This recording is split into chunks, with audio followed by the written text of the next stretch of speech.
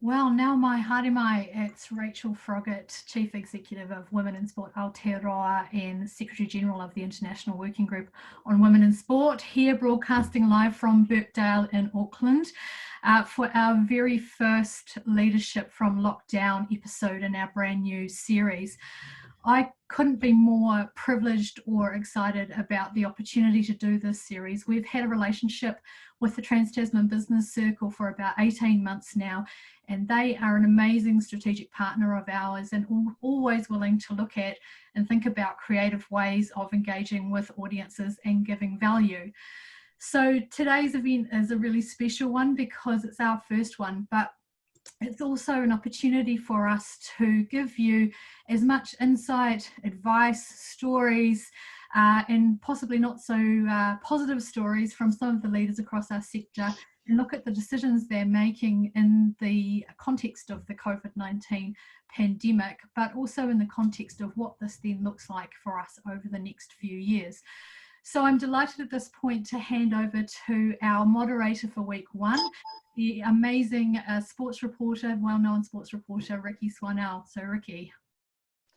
Thank you so much, Rachel, and thanks everyone for popping in. It's great to see lots of familiar faces and friendly names on that list of people who are here. I won't preamble too much because we're here to hear from Kereyn Smith, Secretary General of the New Zealand Olympic Committee. And thank you firstly, Kereyn, because you are one very busy lady at the moment, but standard bubble question, obviously. Firstly, where are you and how is bubble life? Well, kia ora everyone, and thanks, Rikki.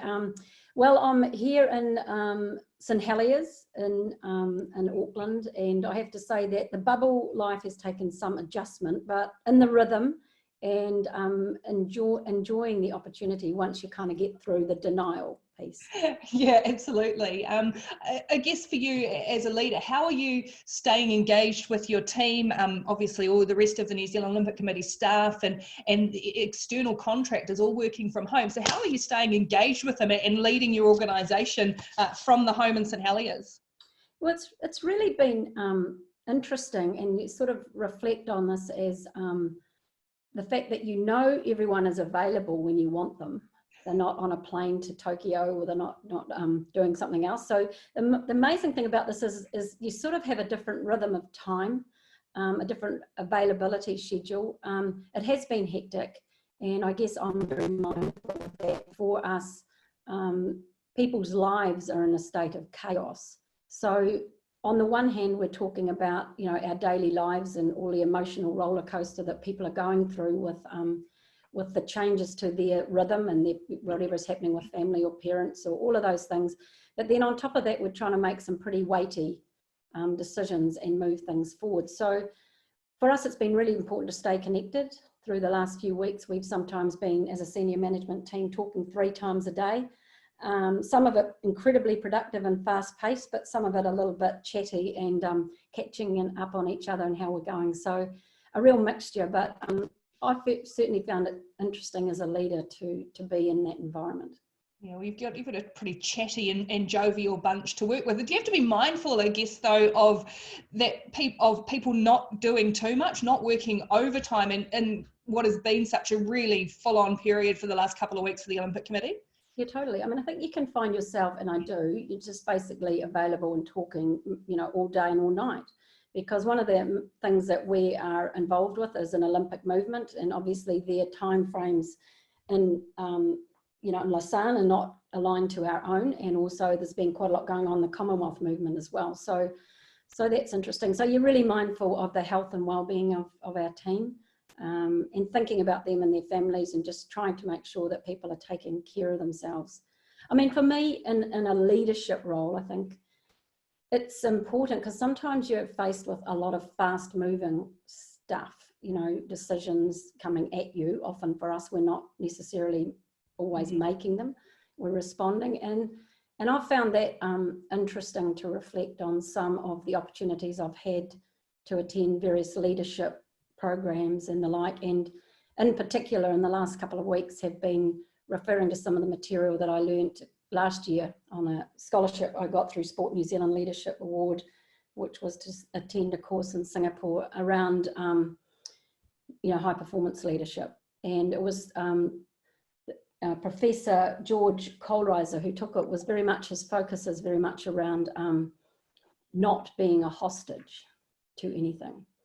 And I've been reflecting on what COVID has done to us personally and professionally and our organisations. And it's really interesting to get out of the mindset of we're a hostage to COVID into, okay, how can we galvanise our resources and respond proactively? So for me, it's really important when you're busy to take those reflection times and think about those types of learnings. Yeah, that's a great point. Obviously, you had a very big decision thrown at you. I guess as soon as we realised the seriousness of the situation, the Olympics came into stark focus, and inevitably the spotlight, the media calls, all of that. So the postponement of the Olympic Games, how did you prepare, or what was sort of some of the background to leading up to that decision about 10 days or 2 weeks ago? Yeah, well, I mean, it's sort of reflecting on this, and I think whether, as you say, Rikki, the decision was kind of put upon us, or alternatively, many of our colleagues in the sector have been having to make big decisions. Either or, I think the most important thing you do is decide what is your attitude to that decision or that impact. And as a leader, we are really challenged to be calm and to be collected and to turn whatever it is into something that you can make as a positive or forward moving opportunity. So for me personally, it was very much about, okay, you've got to have to call on your resources of being resilient and keeping on and working and responding and galvanizing the team who are incredibly competent and motivated, but making sure that I don't get in the trenches and get worried about the long-term future, but just keep focused on the controllables, keep my mind in a positive headspace, and keep working with the team and connecting and checking and empowering people to move forward. So with that decision coming that the Olympics were postponed and have been postponed to the same time next year, what's the immediate focus for you and the New Zealand Olympic Committee in the next, say, 6 months or so? Yeah, we sort of moved from the very, very, very immediate thing was obviously about the athletes and the sports, because they've been training for, maybe 12 years or 8 years or whatever it is, and investing money, and mums and dads and the high performance system and the minister and everyone investing in athletes and in success. So it's really important that they know and understand and communicate really proactively and positively, so that they know they may not have all the answers, but they get bites of certainty. For us now, it's really a matter of re-gearing, and we've obviously had to think through a lot of elements of our business and all our other communication streams. But now, for the next 6 months, we're going back to re-scoping our work program for the next 18 months, really. Because we were in a situation 20 days ago where we were, selecting the team to go to the Olympic Games in 120 days. And there were 2,500 supporters, there are 25 odd corporate partners, there is the government folk, the ship was sailing. And now what we're doing is saying, okay, how do we reorganise that time frame, and how do we now work with sports to reframe their selection processes? We've got some uniforms, we've got some of those logistical things, so we tuck that away. But look at the Tokyo work stream, and now thinking the Winter Olympics are in 6 months after the Summer Olympics, Commonwealth Games a year after, and there's other youth games. So now we're refocusing our so it's really looking at our resources and our finances and I guess all of the other consequential impacts. And the massive flow-on effect, and you talked about all the moving parts. What about the commercial partners? And we're seeing a lot of strain on New Zealand business across the board, but particularly in the sports sector. But you've got a really stable group of commercial partners. So, what does it mean for them? How are you resetting with them? Yeah, well, it's sort of like the athletes in a way, because the really interesting thing about people who partner with and many other sports organisations is it's because they believe in the dream So the commercial partners actually support the New Zealand team and the athletes, and the fact that they're going to the Olympic Games is an important part of that, but it's not the only part. So I guess we've got to work with them to make sure they feel that they are still winning and that they're getting what they want out of that relationship. And it's very diverse. So on one hand, we're talking about broadcasters through to, you know, a Griffins and Mondelez, who have got products on the shelf now that have got Tokyo 2020 on them, and hopefully they'll be still there in a year's time, and or ANZ, an enduring partner, or the government. So most important is communication. It's honest and it's fast and it's regular, and trying to find a way that you can work with that particular organisation and their interests to feel that they're getting what they wanted out of the relationship, although it might be over a different period of time. What's been the biggest challenge in this, the hardest decision that have had to be made in the last couple of weeks? Well, in an interesting way for us in our environment, perhaps different to some of the sports where we've seen some, you know, fast decisions and big discussions taking place, like in the rugbies and netball and Warriors and others. It's really, really, really challenging times. Our rhythm as an organisation is a little bit different. So some of our tougher decisions are probably ahead of us. At the moment, we've been reacting to an environment that we haven't had any control over in terms of COVID and Olympics and the consequential impacts. So at the moment, we are just staging our environment.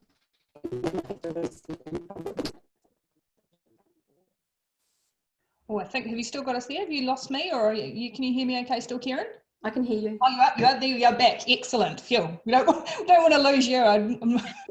It'd take me some time to answer some of the questions. I might just in case it was everybody else as well, just if you can just backtrack a little bit on what you just said there. It just got a little bit like there was a alien in the system or something. Might have been. Yeah. Josh, what was I answering? Hardest parts and biggest decisions. I hope it may have only been just at my end, but just in case. I just mentioned that for us, we've really been assessing our current operating state. So the decision, we've been reacting to a decision, and that's causing a reorganisation and a rethink, and now understanding the rhythm of the money flow and how things work for us. Sort of a little bit different to some of the other sports that have had to take very immediate and quite public decisions, and very, very difficult decisions like the netballs and maybe the Warriors and others. We're now just thinking through what is our decision-making process going forward. Undoubtedly there'll be many, and we'll just have to work through those once we've got our current state known. In any leadership role, any major role, I mean, crises aren't a new thing. This is obviously a different scale, but I'm sure at various levels you've had to deal with a significant issue, significant crisis. Are there some of the same things, same principles that apply when working this through and dealing with whatever the issue may be? Yeah, well, interestingly, in the work that the New Zealand Olympic Committee does over years and with teams at different levels, be it youth or Olympic or whatever, we have a lot of risk management planning, and we have some quite set processes around crisis management. And I have to say, at times like that, they're very, very helpful, because you kind of swing into a process and you make that work. But at a personal level, I think that's where it's really important, and all of us to reflect on, how do we cope, and how do we, the leader, go under extreme pressure? Because I think the interesting challenge in something like COVID and our dislocated kind of working environments is that we lose a lot of the things that are our secure bases as a leader. So, you know, I love being in an office. I thrive off that, and I thrive off the contact, and the people around me are part of what helps me, and I take energy and resource from them in my leadership sense. So I think we have to reflect on, if we don't have those things, how do we backfill that? And for me, you know, I think the important things under pressure or in a dislocated sort of environment are to think about other people, to make sure that we are mindfully considering our people. and connecting with them, and they're connecting with each other, and that they're taking care of themselves. And I really also believe that it's really important to think about what attitude you bring to your work. And as a leader, that gets really hard, because when the going gets tough, you start to worry, and you worry about the financial or the reputational or all of those things that all of us worry about. So, you know, being able to kind of chunk that down and think about focusing on what you can control.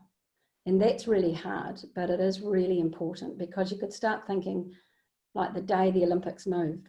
If you started thinking, oh my God, where's everyone going to sleep next year? Or is the village going to be there? Or will it still be Tokyo 2020? Or what about all the down payments? All of those things become overwhelming.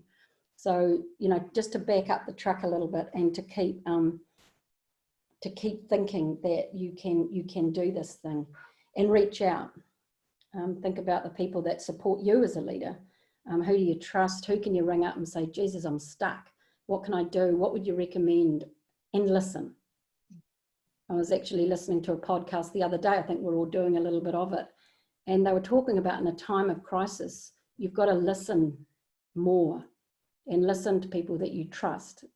So I think that just to reflect on ourselves as leaders, even when you're going really fast and you've got to, you know, make quick decisions, is important. And the other thing I'd say is to try and keep a clear head for the big decisions.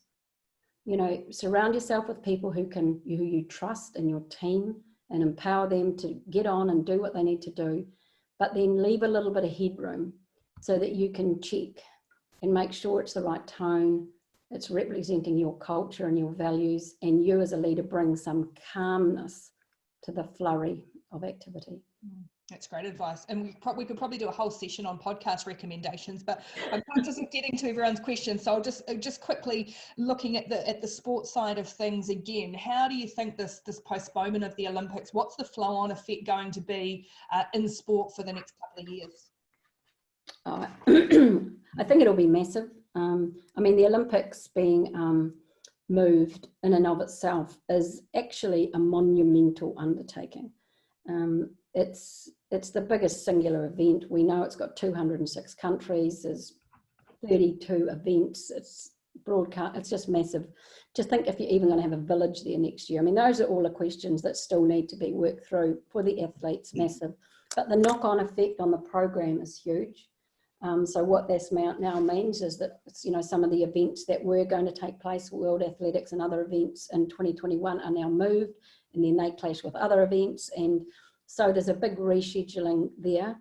But more generally, the impact on sport, I think, is going to be profound.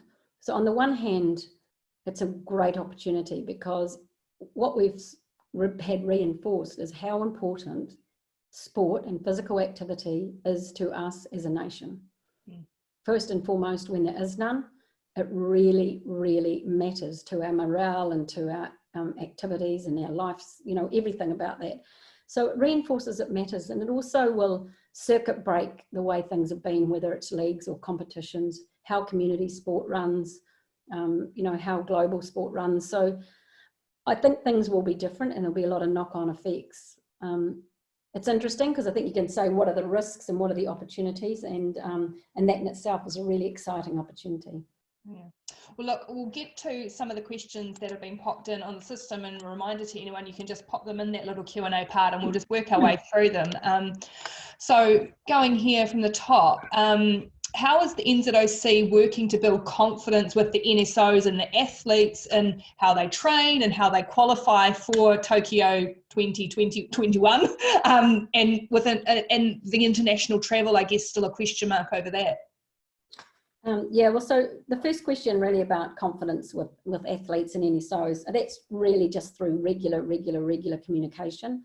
So at the moment, probably once a week or maybe more often, and it's a regular dialogue. There is communication from our team leadership and the sports psychologist from High Performance Sport New Zealand, and the doctor from High Performance Sport New Zealand, and other personnel from themselves.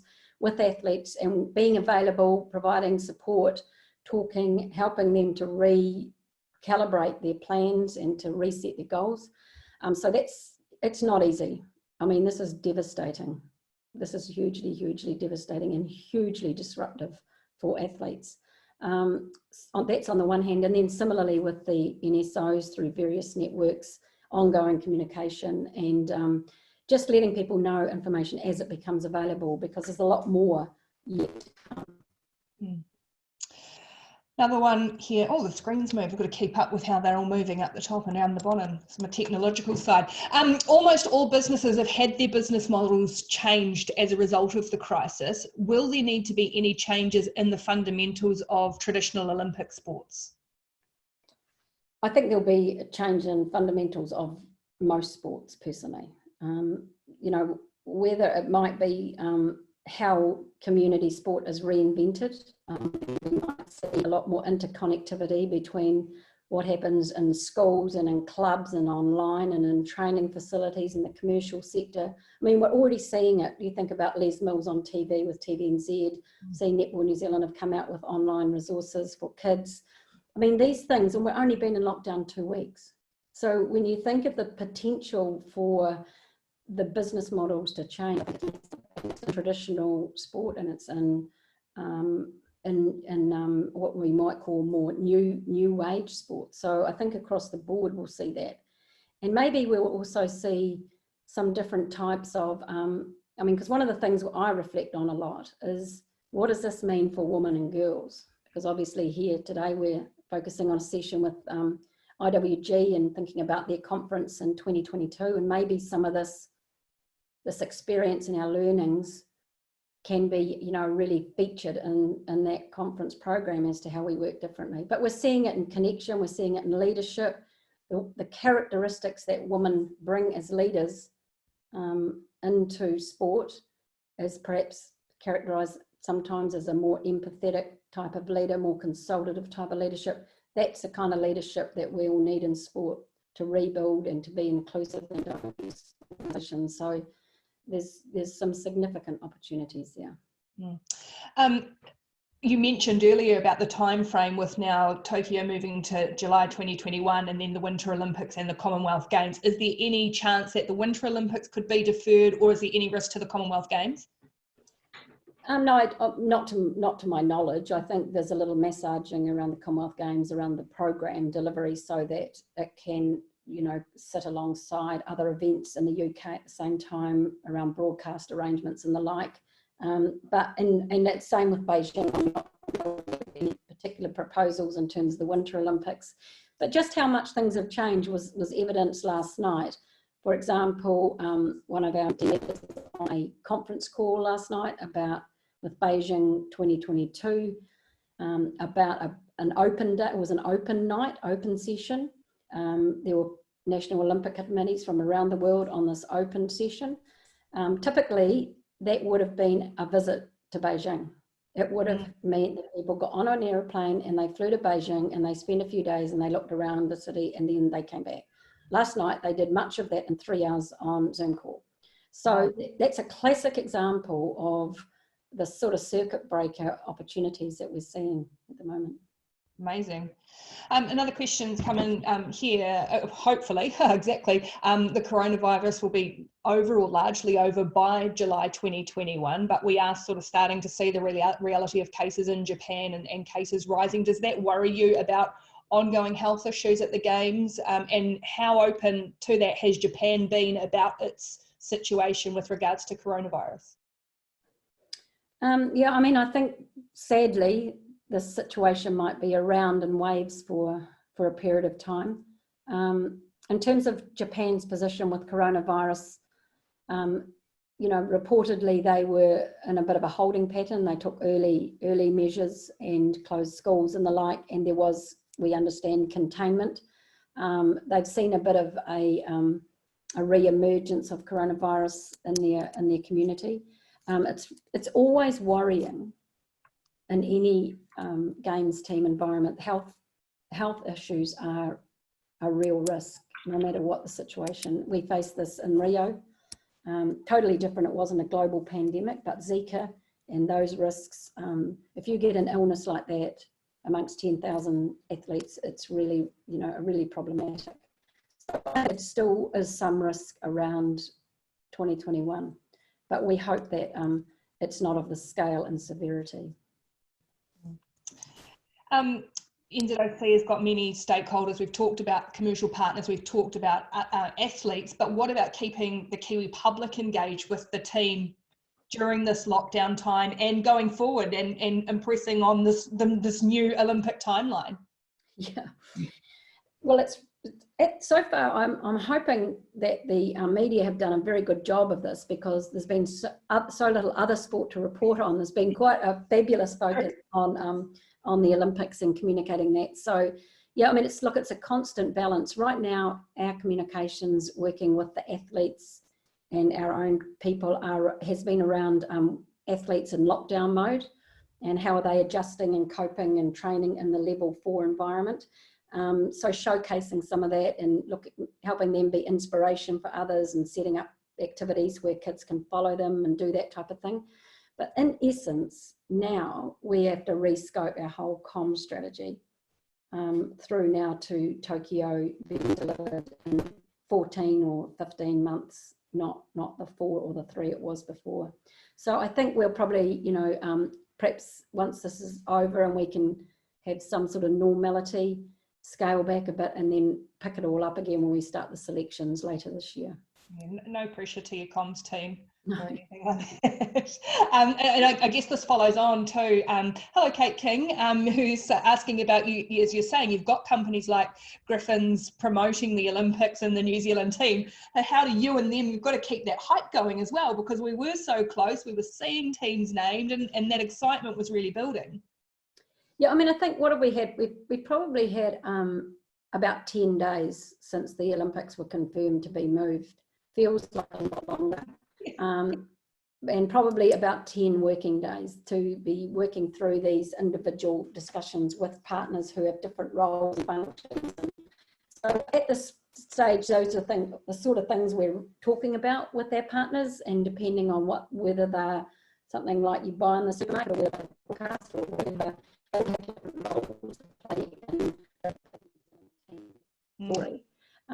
But notwithstanding that, we're really, you know, excited that they're continuing to work with our athletes. Many of them are contracted athletes to help tell their stories.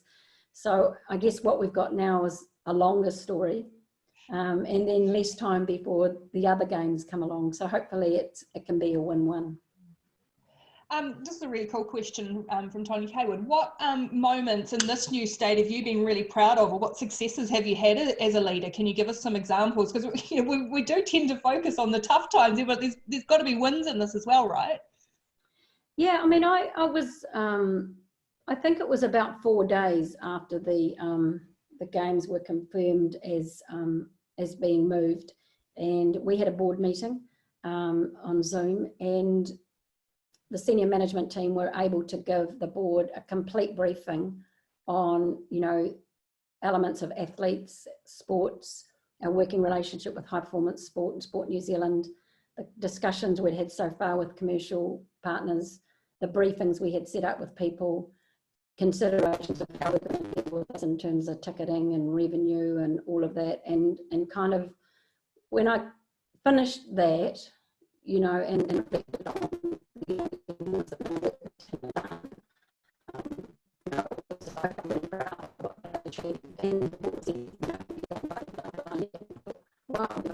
Going about alien-y again. Yeah. Oh, sorry. We'd only had very few. We'd only had very few hours to, you know, like literally to achieve that. So I thought that was a great achievement, and I'm also really proud of the way the team have worked together remotely. Yeah. So we hook up as a senior management team at least once a day.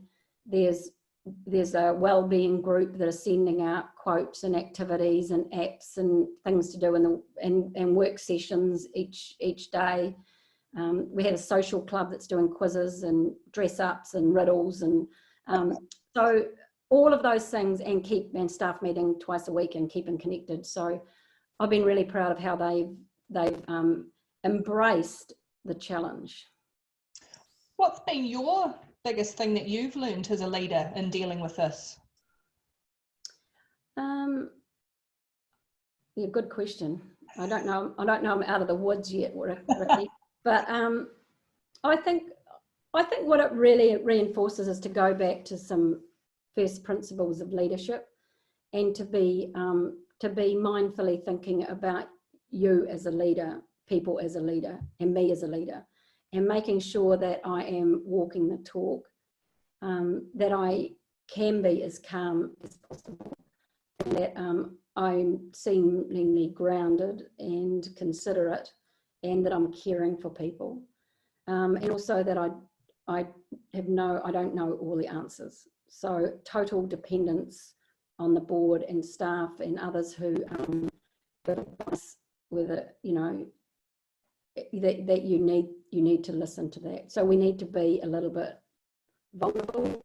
We need to know we don't know everything, and responsible. We can share the load.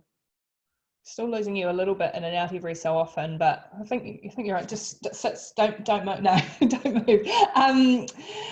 Obviously, we've got a big, heavy involvement here with the IWG and women in sport, and so the question here is how you're using the opportunity of the Olympics to promote more opportunities for young women to participate, and are there sort of big barriers in facing that? Yeah. We're constantly trying to think as a National Olympic Committee what it is that we can do, you know, to play our part in terms of promoting female athletes and female leaders in particular, because I think that's where we can have a more direct role. One of those things is around how we we profile our talented athletes, and doing that on a regular basis and in a way, particularly through social and digital media. So we continue to do that. We continue to work with female leaders.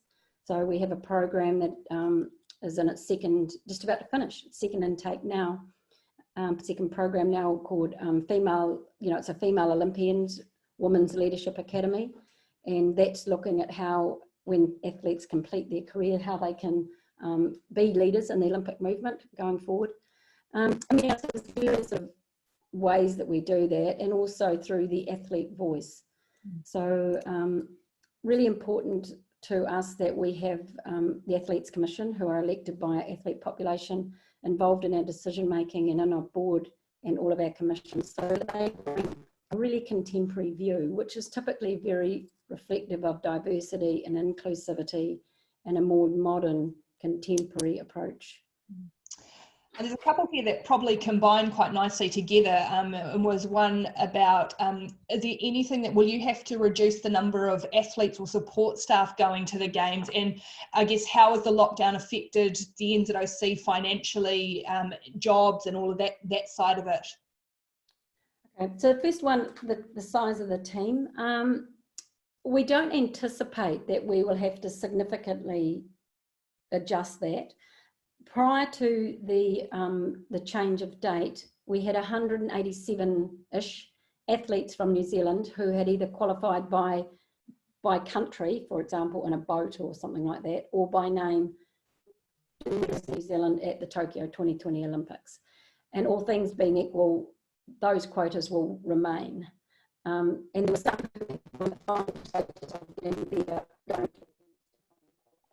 and those events will be rescheduled, and we're just waiting on more information. Sorry, just repeat that again. Sorry, just repeat that again about the rescheduling.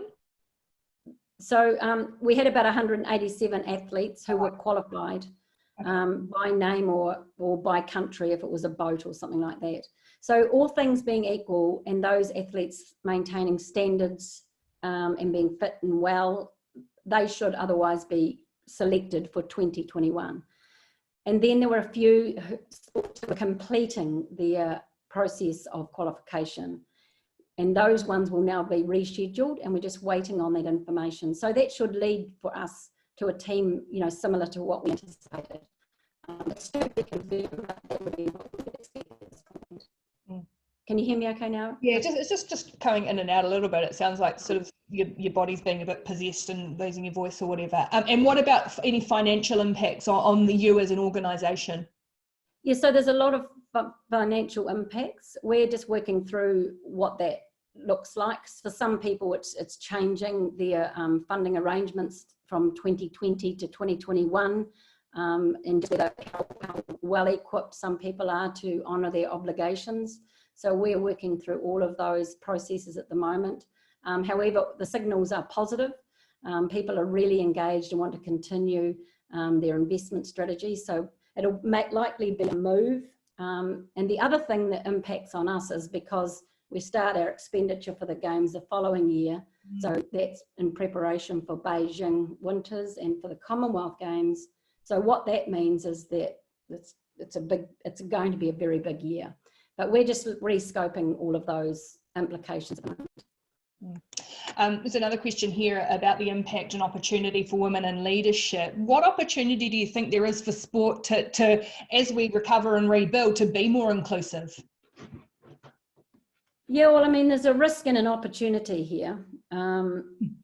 And I think we've got to be open-minded about how this might play out. And I have been talking to some colleagues internationally about this, and so it's on top of our mind.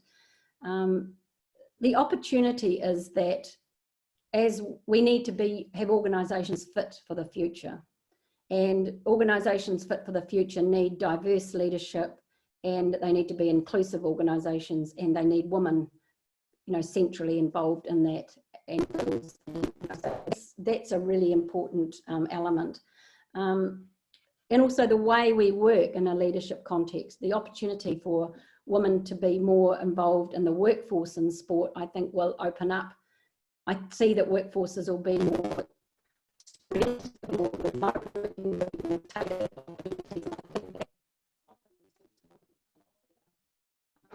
However, when things get tough and budgets get cut, often the women's sports, whether it's competition or whether it's programs or development of like leadership, might be the first to go. And so I think we need to be very proactive, I think, our voice in terms of making sure that we considered that when we're thinking about how we rebuild our organisations and our league, that all options are on the table, and the women in sport voice across the world needs to stand up and to show leadership and to provide solutions and options. So I think that's the risk and the opportunity. Yeah. I think hopefully, Steph Bond, that kind of goes to your question as well, which was sort of that we do see sometimes in times of crisis about some inequities and how that may play out. I think that's probably what you were getting at with the women. So it's, I guess, the chance for everyone to step up a little bit on that. I think so, and it's not easy. I mean, however, it might be that that some of the interventions and special target measures for women and girls might take some hits, but I think what we've got to do is, as we go back to saying what is the absolute core business of the organisation, it should be reconsidered with women and boys and girls in consideration. Maybe it's from a different place. Lost you a little bit again there, but I think we get it.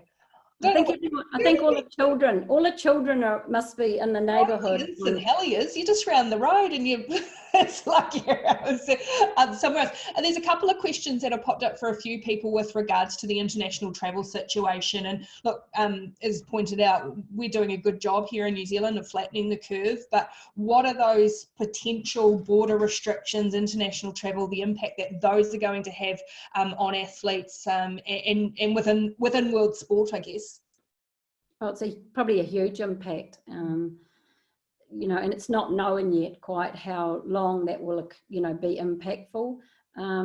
However, one real positive at the moment at this point in time is most of our elite athletes from most sports are here in New Zealand training. We have great training grounds, with beautiful environment to train. So I think we might see a little bit more as time goes on about how athletes being outside and more because travel is associated with it. So I think that international competition could be hard for some time yet, and I think we're expecting some border announcements about New Zealand in the next week or so. Yeah. We're just about running out of time, so I'll try and quickly get to a couple here. From your international perspective and the dealings that you have, how are you managing, or how have you managed with nations who are at very different stages of dealing with this pandemic, and I guess who have different ways of operating as well to what we do? Yeah, the thing is, it's a leveler. You know, whether you are a wealthy nation or a wealthy person, it's indiscriminate. So, you know, that's meaning that people are all around the world are stuck in their houses and doing what we're doing right now, which is just unprecedented. So I think what we're seeing is that you know, really severe impact on, you know, on what we would call typically the Western world right now. You know, I think a wave of worry in Africa, in South America, for our friends and colleagues in Oceania.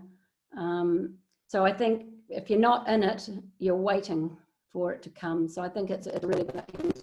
And I think what we're seeing in the international sporting community, international federations and the like, it's very, very tough times for everybody.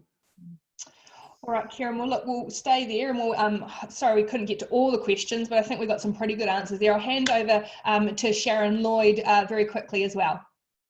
Thanks so much, Rikki, and thanks, Kereyn, for your time today.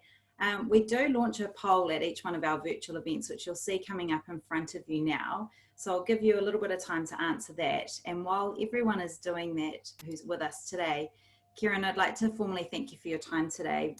You know, with so much conversation on the survival of sports and restrictions and active and recreation, which we hold so dear in countries like New Zealand and Australia, what you've shared today on the importance of reflection and attitude, positivity and team, and of course people in these uncertain times was just brilliant. So thank you. Sports Connect is really proud to partner with Women in Sport Aotearoa, and what you shared about opportunities for rebuild, embracing inclusivity, and of course for women in leadership was also, you know, beautiful, and thank you for sharing that with us as well. Rikki, it's the first time that I've virtually met you, but thank you for your time. It was brilliant, and appreciated having you here with us today. And I also wanted to thank Rachel and Women in Sport Aotearoa for your partnership with Sports Connect and the Circle. Women in Sport Aotearoa are of course a not-for-profit, and you can support them by way of donations via their website. Right, so we've got the poll results here now. How do you feel as a professional person? 51% of you feeling innovative. Is the New Zealand government doing a good job in this crisis? 94% of you are saying yes. For your business planning, what is your estimate of when this will be over? 63% of you are saying 12 months' time. And then we were pleased to include, what priority do you think increasing the inclusion of women and girls will have during your business recovery phase? 48% of you are saying high, 43% medium, which is brilliant. So on behalf of Sports Connect and Women in Sport Aotearoa, thank you so much to everyone for joining us, and I'll hand over to Kereyn to give us the last word before we close. Oh, thank you, Sharon. Just to say, I think we're all in this together. We stand together so that we can, I guess, beat the universal opposition at the moment. And I think we should be really proud of how New Zealand is conducting itself, and in our leadership, and in creating certainty and communicating really well. So, and also I think that the sports sector, I think we should be really proud that we're part of something that matters to New Zealanders, and that they will be so delighted when things crank back up again. So, ki kaha.